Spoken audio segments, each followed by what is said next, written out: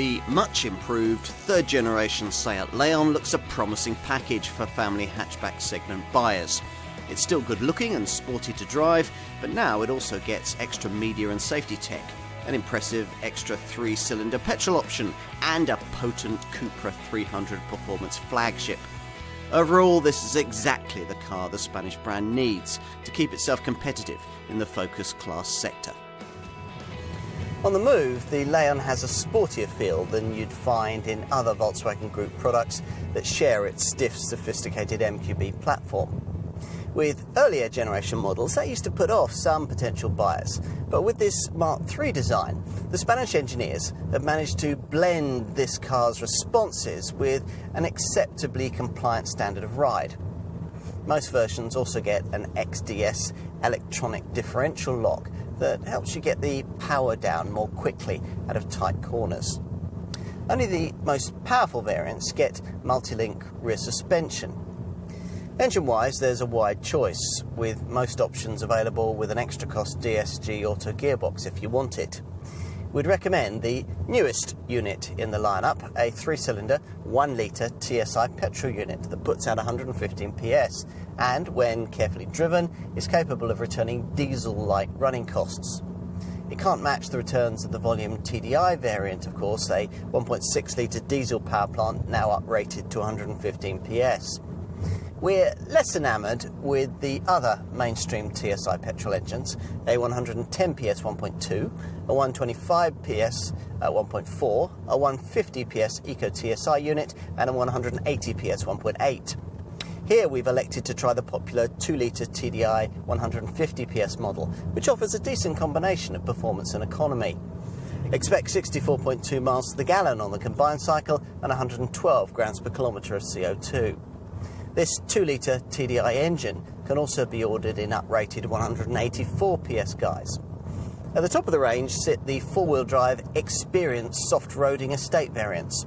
Or, if your priority is performance, the Cupra 300 models should appeal, derivatives that use a 300 PS 2-litre petrol TSI turbo engine, a setup mated to 4-wheel drive if you go for the DSG ST estate version. At the launch of this third-generation Leon model, Seat told us that their stylists used a special tool to design this car: light. Every day, the prototype was wheeled outside so the team could see how the reflections and highlights looked under the clear Spanish sun. The end result, a pure interpretation of the company's arrowhead design philosophy, is a reward for such attention to detail. A decisive, sharply drawn shape with a clean, crisp, racy look that's especially eye-catching when dressed to kill. The clever creasing didn't need changing much, so it hasn't been significantly altered as part of this mid-term facelift. If you were familiar with the original version of this car, you might notice this improved model's lower, wider bonnet and the bigger, more prominent front grille.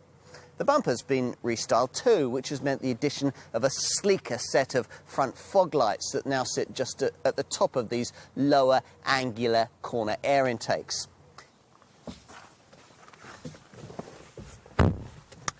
Let's take a seat up front, where the changes are as subtle as those made to the exterior. Even so, long-time Leon users won't take long to spot the two main ones, the addition of an electronic handbrake and a larger 8-inch centre dash infotainment screen. True, against a Golf, this interior may lose out a little in terms of chromed highlights and soft-touch plastic, but by the same token, it is in many respects a more interesting place to be, with unusual trapezoidal shapes for things like the door handles and the air vents.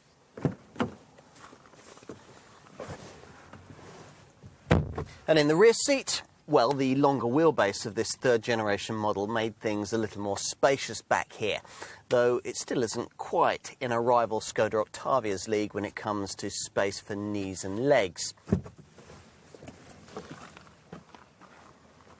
Finally, let's take a look in the boot.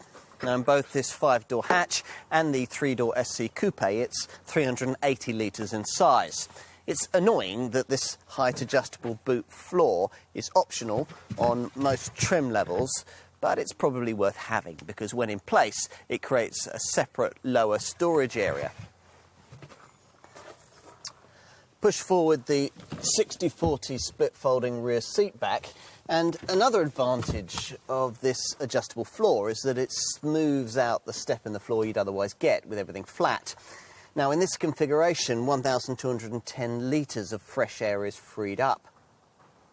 So, plenty has changed with this third generation Leon, but much more has remained exactly as it was, which in many ways is no bad thing.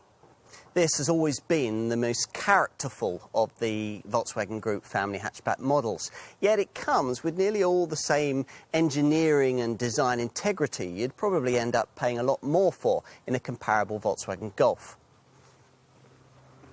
True, this Leon could be more exciting in its more affordable forms, and it's no longer one of the cheapest options you could choose in this segment. Still, Seat's argument in response is that this is now one of the most technologically advanced cars of its kind. There's some truth in that. That apart, there's plenty to like here. Seat having done just enough to keep its key contender current with this mid-life package of updates. These changes probably won't be enough to win over the unconverted, but if you were already attracted to a Leon, then this one will probably satisfy you very much indeed.